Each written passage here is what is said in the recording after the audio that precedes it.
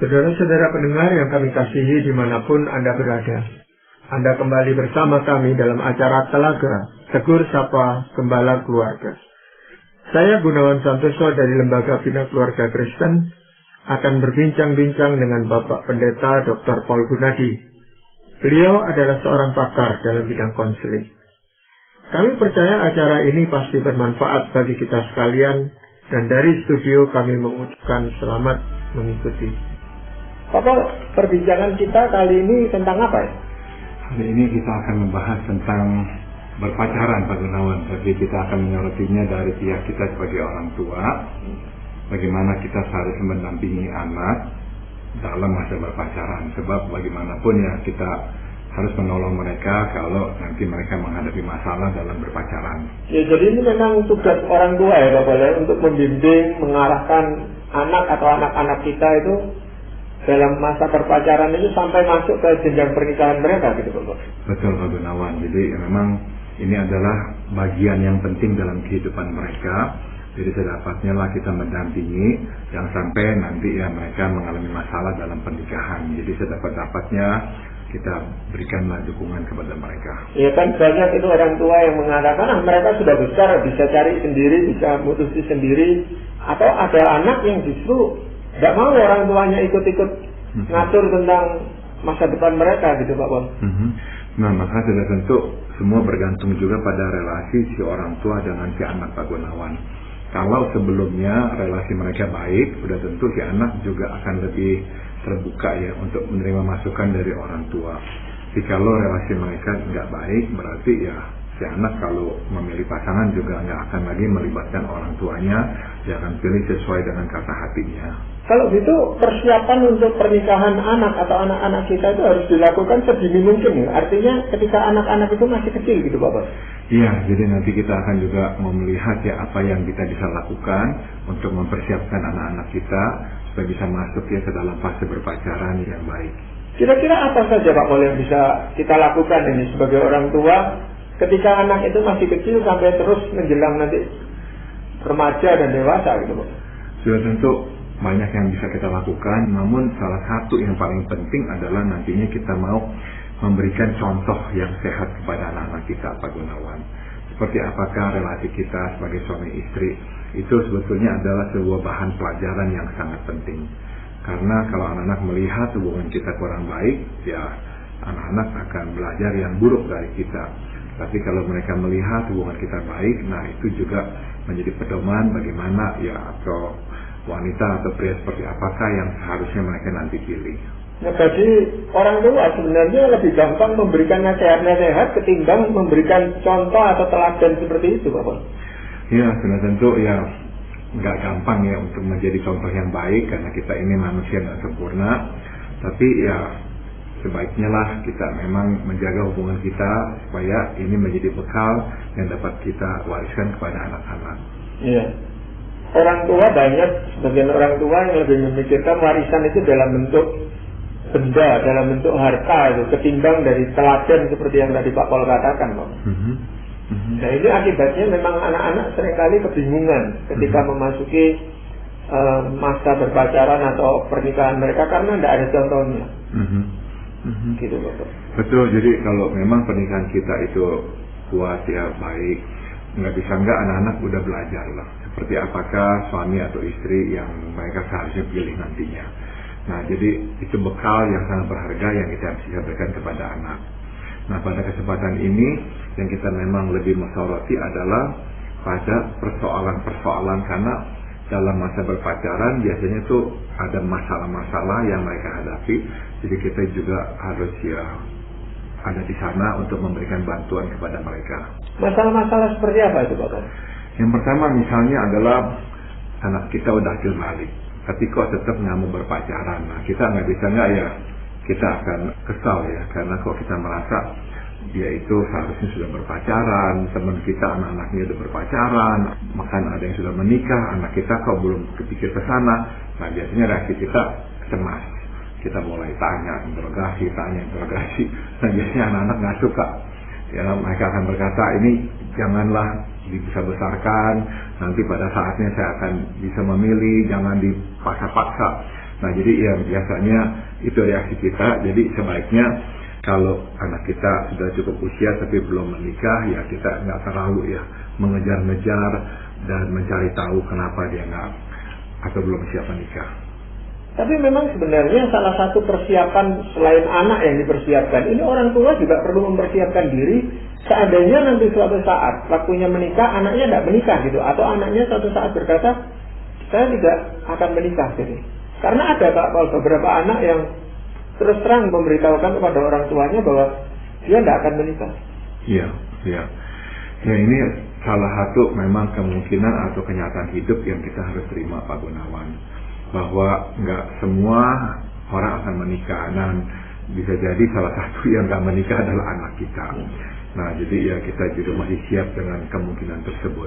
Tapi sebenarnya hal-hal apa yang bisa menyebabkan seorang anak itu lalu memutuskan untuk tidak menikah atau tidak mau berpacaran walaupun sudah waktunya berpacaran? Misalnya adalah dia itu memang ia belum memikirkan tentang berpacaran sebab dia belum merasakan adanya kebutuhan itu Pak Gunawan. Jadi ada anak-anak yang sudah merasakan kebutuhan itu, tapi ada anak-anak yang belum. Dia masih senang bergaul dengan teman-temannya, dia belum bersedia untuk diikat secara eksklusif. Jadi ada anak yang seperti itu pula. Nah, nggak ada gunanya kita paksa-paksa dia kalau memang itulah kondisinya. Atau yang lain adalah ada anak-anak yang sudah memikirkan tentang berpacaran, tapi ya belum menemukan orang yang cocok. Jadi dia ngerti, dia tahu siapa atau orang seperti apa yang dia itu inginkan, tapi namanya belum ketemu. Atau ada anak-anak yang sudah memikirkan tentang berpacaran, tetapi dia takut penolakan karena selama ini belum pernah ada orang yang menunjukkan ketertarikan kepadanya. Jadi dia nggak berani dekati orang karena dia dari dulu lihat kanan kiri belum ada yang berminat kepada dia. Dia takut nanti dia berinisiatif terus ditolak. Jadi ada anak yang seperti itu pula. Atau ada anak yang nggak mau berpacaran karena yang tadi kita ngomong Pak Gunawan, anak itu melihat kita ini kok nggak harmonis. Jadi anak itu berpikir buat apa saya menikah, karena nanti saya juga akan mengalami hal yang serupa.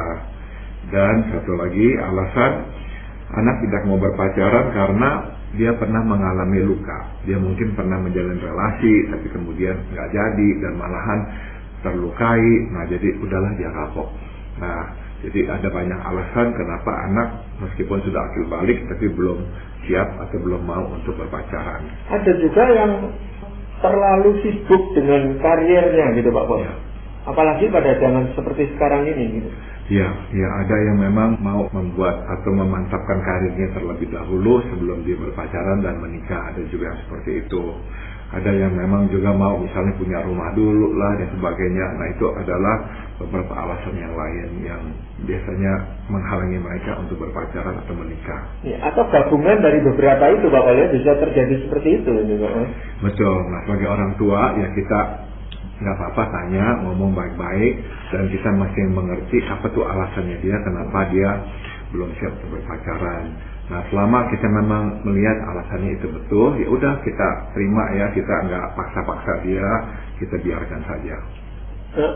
Hal yang lain yang bisa mempengaruhi anak untuk tidak memutuskan menikah dulu apa Pak?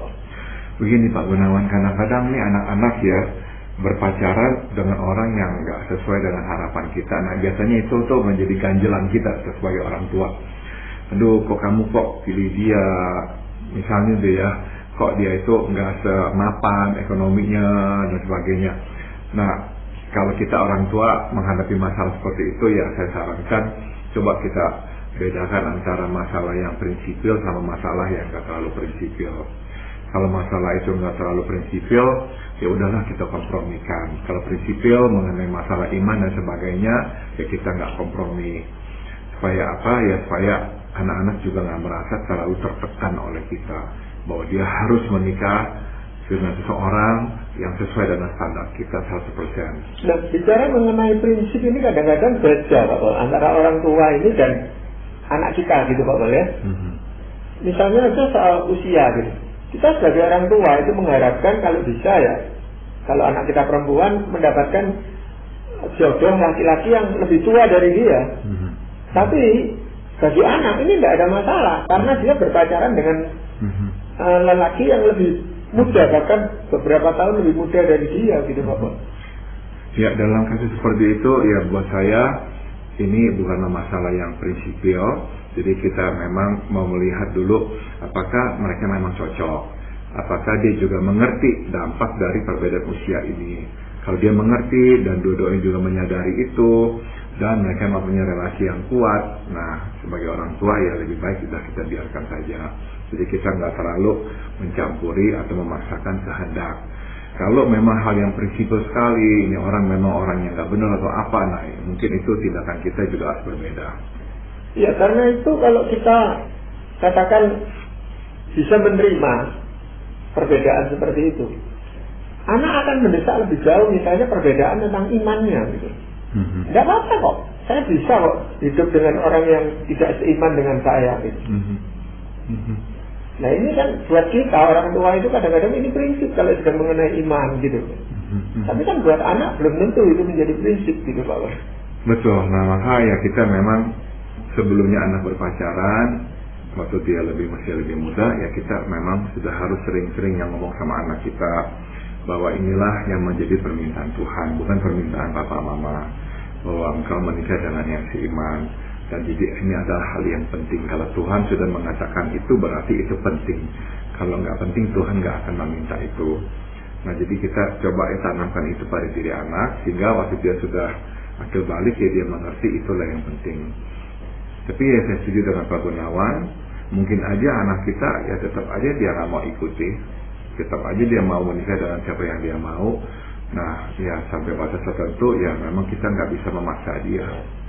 Lagi pula kan kalau sudah 18 tahun ke atas itu secara hukum dia boleh menentukan sikapnya sendiri ini. Betul. Jadi apakah prinsip-prinsip itu perlu ditanamkan sedini mungkin gitu Pak Bos? Bukan hanya soal iman tapi soal apa yang kita yakini sebagai suatu kebenaran itu kita sampaikan kepada anak kita. Saya kira itu penting Pak Gunawan. Jadi sejak awal anak-anak tahu apa tuh yang menjadi memang hal-hal yang prinsipil, hal-hal yang penting bagi kita. Misalkan dalam keluarga saya sendiri ya sejak anak kecil yang kami selalu tekankan adalah memang masalah iman. Kami selalu tekankan bahwa dalam hal-hal yang lain kami akan terima. Nggak harus orang itu seperti yang harus begini, harus begitu, enggak. Tapi dalam soal iman, karena ini yang Tuhan minta, jadi kami akan pentingkan hal itu. Iya.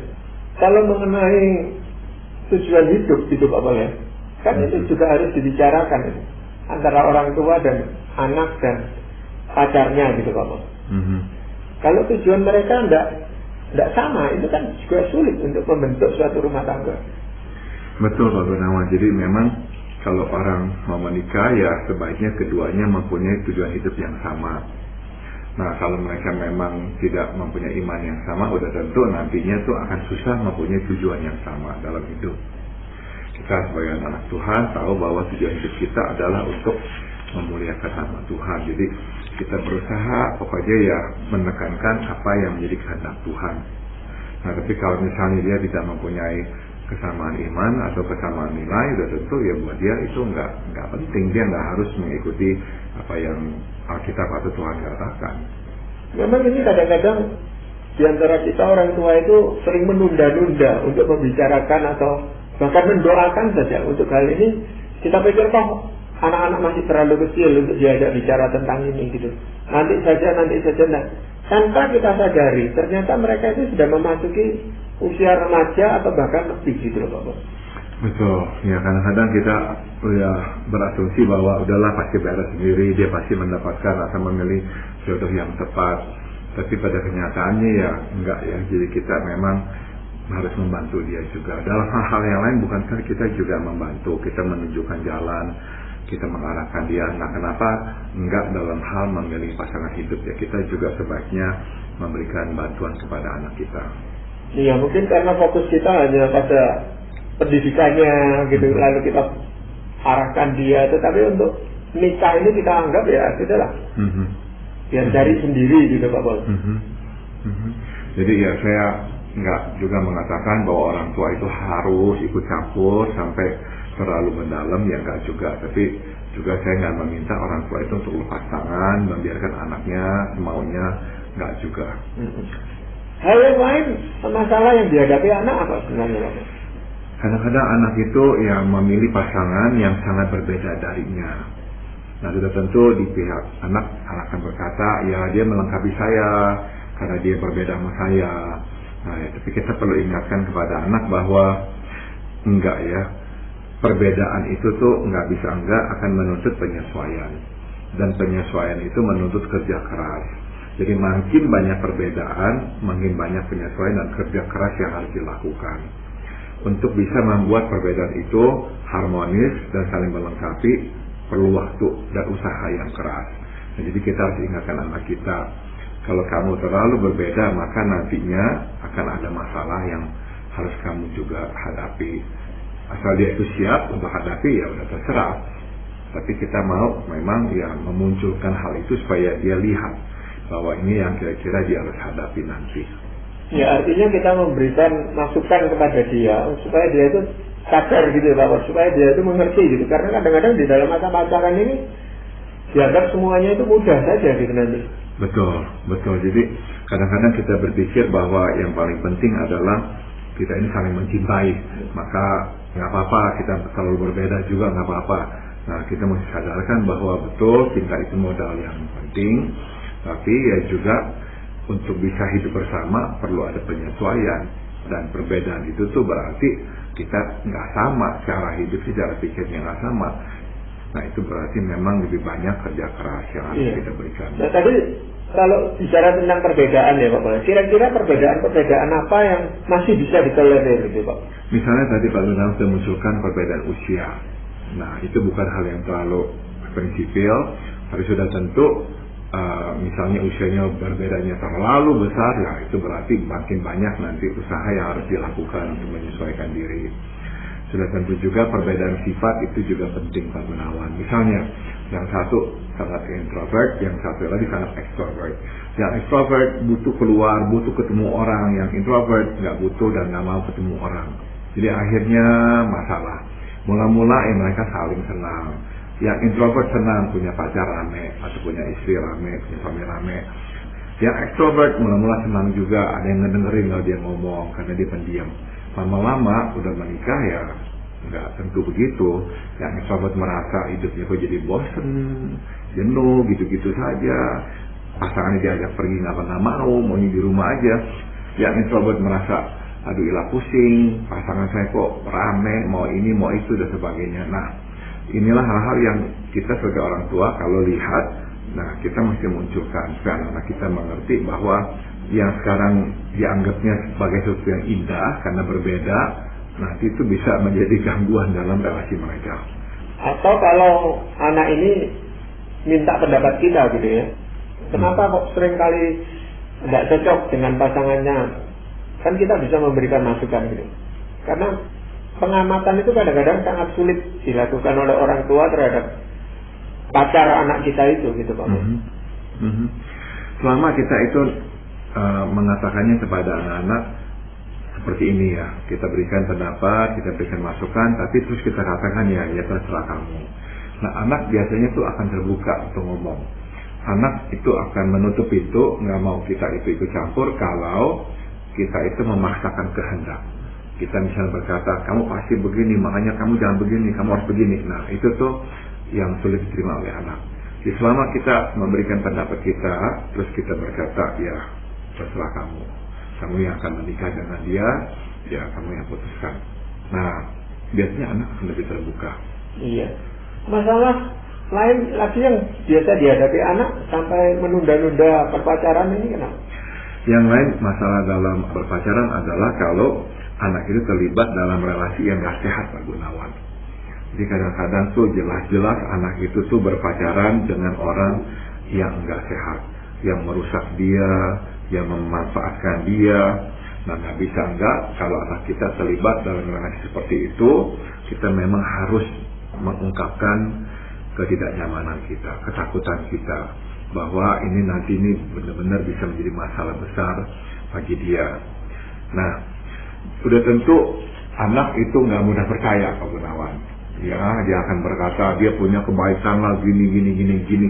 Nah, kita akui, kita jangan juga membabi buta hanya lihat sikap atau sifat negatif dari orang tersebut. Kita akui, ya betul, dia punya kekuatan ini, saya lihat itu juga, dia juga begini sama kamu, saya lihat itu juga. Jadi kita akui hal-hal yang positif yang dilakukan oleh pacarnya itu. Nah, tapi setelah kita akui itu, kita katakan, namun 1-2 kelemahan ini yang memang dia miliki, nantinya itu bisa merusak pernikahan kamu, bagaimanapun juga.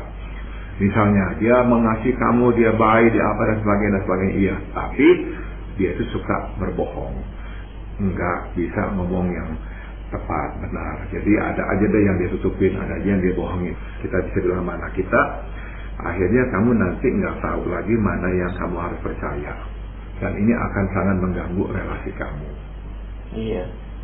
Apakah masih ada lagi kira-kira Pak Pol yang membuat seorang pemuda atau remaja itu yang tidak mau berpacaran? Yang kelima dan terakhir adalah ini Pak Gunawan, ya.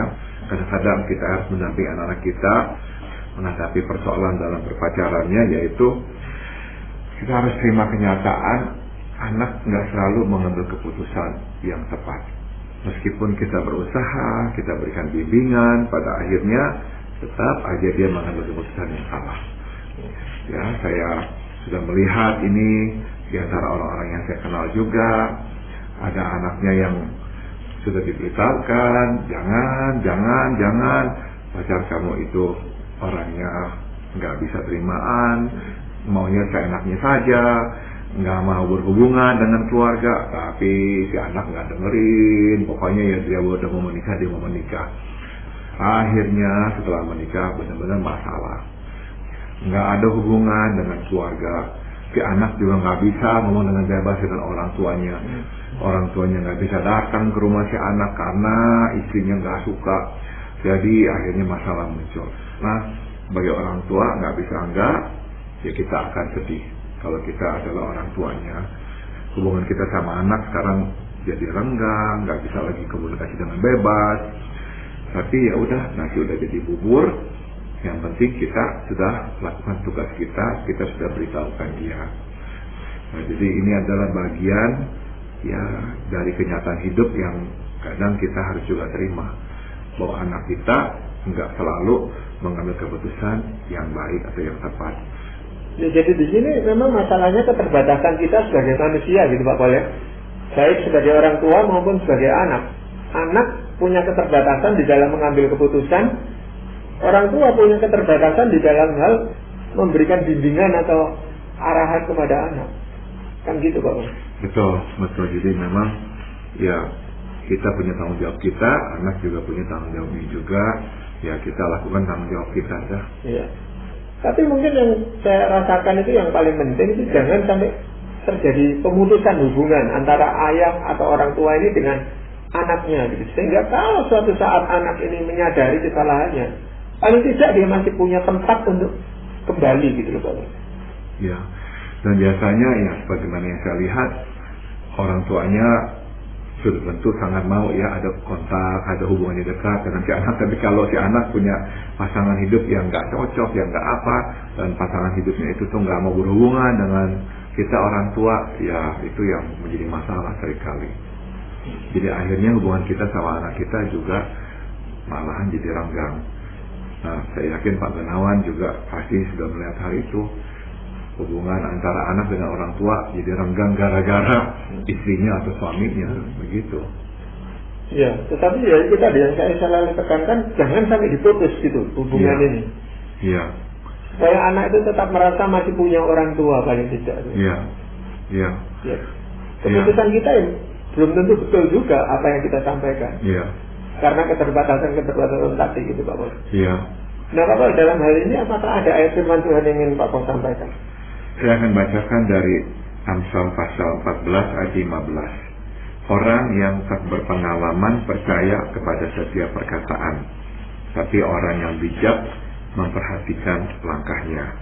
Inilah harusnya menjadi doa kita buat anak-anak kita, agar dia menjadi bijak sehingga dia bisa memperhatikan langkahnya. Tapi kalau misalnya dia nggak bijak, dia nggak punya hikmat, pokoknya ya apa yang dia rasa benar, dia anggap itu benar, ya itu yang dia lakukan. Nah itu yang kita mau cegah. Yang sampai dalam memilih pasangan, dia bertindak gegabah. Yang dianggap benar, ya udahlah itu yang dia lakukan. Biarlah dia mempunyai hati bijak sehingga dia memperhatikan langkah hidupnya. Karena ini adalah keputusan yang sangat penting. Memang sebenarnya pada akhir-akhir seperti ini, pada tantangan zaman yang begitu kuat ini Pak Paul, peran orang tua mendampingi anak-anak ini sangat besar sebenarnya. Iya, iya. Apalagi memang banyak sekali masalah Pak Gunawan, banyak sekali masalah ya. Jadi ya saya dengar kanan kiri dari orang yang bicara dengan saya tentang anak yang mau menikah dengan siapa, dengan apa, dan juga sekarang masalah keuangan juga. Anak-anak ada yang masih muda pun juga udah ngerti uang, pokoknya mau bisa, kalau bisa mengeruk uang dari pasangannya, dari keluarga pasangannya, apalah segala macam sekarang Pak Gunawan. Jadi orang tua itu memang tugasnya lebih berat untuk mendampingi anak. Nah kita harus berdoa ke anak kita itu diberikan hati yang bijak sehingga mau mendengarkan kita juga dan mau melihat kenyataan. Iya, karena masalah itu bukan hanya terjadi pada pasangan dari anak kita, mungkin anak kita sendiri juga bermasalah seperti yang tadi kita bicarakan itu Pak Boleh. Bisa anak kita juga bisa salah, anak kita pun bisa memang menyusahkan keluarga pasangannya, itu juga bisa Pak Gunawan. Memang banyak petunjuk-petunjuk atau bimbingan-bimbingan pranikah yang dilakukan oleh gereja, oleh instansi-instansi yang lain. Tetapi saya rasa tetap peran orang tua di sini jauh lebih penting dari semuanya itu. Nah yang penting jadinya adalah anak kita percaya sama kita. Kalau anak kita melihat kita itu dalam hidup berhikmat, ya bijak, kita nggak sembarangan ngomong, kita nggak sembarangan menghakimi dan sebagainya, anak umumnya tuh mau mendengarkan kita. Tapi kalau anak melihat kita nggak bijak, kita itu dianggap sembarangan, sembrono, maunya sendiri, nah apapun yang kita katakan anak tidak mau terima gitu. Iya, baik Bapak, terima kasih sekali untuk perbincangan kali ini.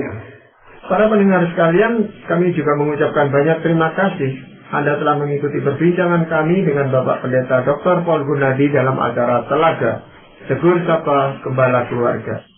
Kami baru saja berbincang-bincang tentang mendampingi anak dalam masa berpacaran. Bagi Anda yang berminat untuk mengetahui lebih lanjut mengenai acara ini, silakan menghubungi kami lewat surat. Alamatkan surat Anda ke Lembaga Bina Keluarga Kristen atau LBKK, Jalan Cimanuk 56, Malang. Kami juga mengundang Anda mengunjungi situs kami di www.telaga.org. Saran-saran, pertanyaan, serta tanggapan Anda sangat kami nantikan. Dan akhirnya dari studio kami mengucapkan terima kasih atas perhatian Anda. Sampai jumpa pada acara Telaga yang akan